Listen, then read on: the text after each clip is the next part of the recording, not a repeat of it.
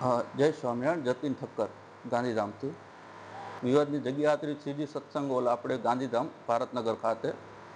અને આ જે જગ્યા છે એ શ્રીજી સત્સંગ હોલ ભુજના નેજા હેઠળ આવે છે. હવે એની જે સામેવાળાની 3 વર્ષની ટર્મ પૂરી થઈ, અમારી નિમણૂક કરેલી, અમે તેની રજૂઆત કરવા ગયા હતા કે અમને હવે આ જો તમે સોંપી દો, સંચાલન અમને સોંપી દો. તો એ લોકો તરફથી એવું કહેવામાં આવ્યું કે તમને કબજો ને નહીં મળે, તમારાથી થાય એ કરી લો.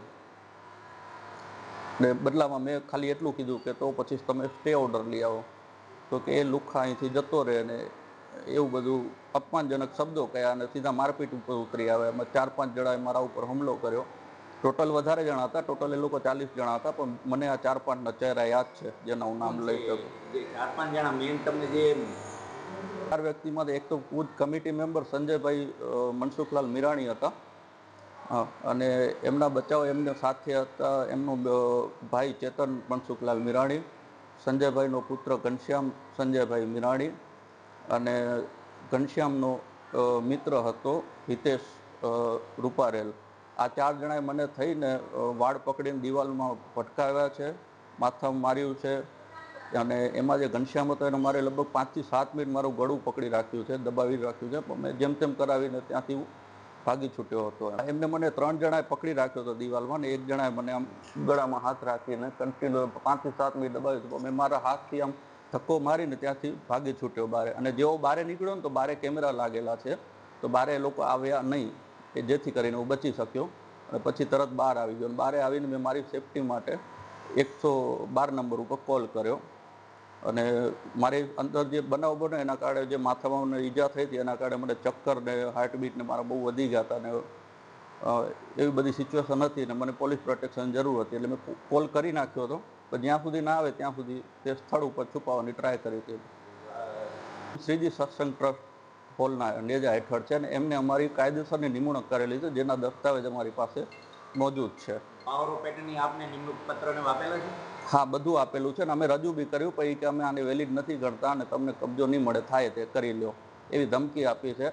અને પ્લસ મને બી પર્સનલી ધમકી આપી છે કે તને હવે ગાંધીધામમાં નહીં રહેવા દઈએ, અને જો તું હોલ સત્સંગ હોલમાં આવીશ તો તને પતાવી દઈશ, એવું તેના ભાઈ ચેતન મનસુખલાલ મીરાણીએ મને કહ્યું.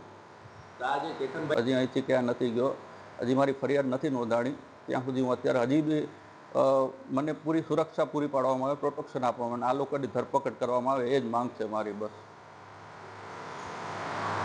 જેપી ઠક્કર ગુજરાત, હું અને હિતેશભાઈ 3 જણ ત્યાં કને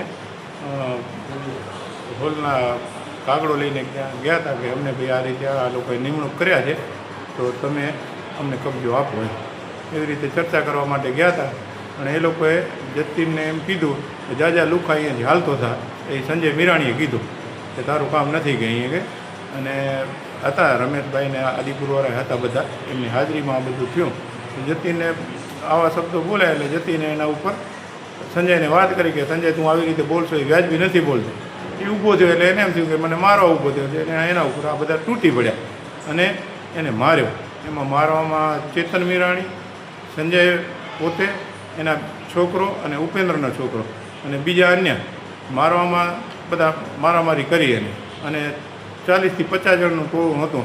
એમાં રમેશભાઈ આદિપુરવાળા, એનો છોકરો, એનો બીજો છોકરો મોહનભાઈ, મોહન કાકાનો છોકરો, અને ગાંધીધામના લવજીભાઈ, પછી કુણાલભાઈ, એટલા અન્ય કેટલા હરિભક્તો હતા. એમાં સમજી લો ને 40 થી 50 હરિભક્તો હતા.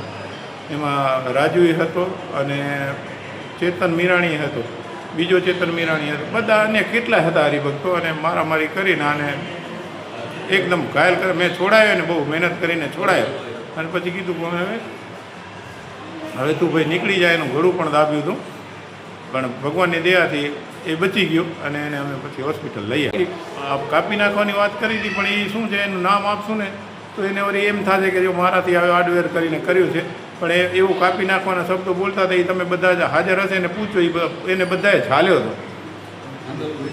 અને અંદર વિડીયો રેકોર્ડિંગ પણ કરતા હતા. એમાં દેવેશ કરીને ઠક્કર છે, આદિપુરનો છોકરો, એણે પણ કર્યા હતા. અને રમેશભાઈના ભાણેજને એ બધા કેટલા બધા આવી ગયા હતા. એમાં સમજી લો ને બચાવથી એ પણ હતા, બચાવવાળા છોકરા હતા, એના હતા, બધા હતા. એનો આ એક નાનો માણસ છે અને એના ઉપર આવી રીતે હિચકારો હુમલો કર્યો છે, તો તો એને ન્યાય મળે એવી અમે પોલીસ તંત્રને જાણ કરી છે પણ હજી સુધી એના માટે કોઈ એફઆઈઆર કે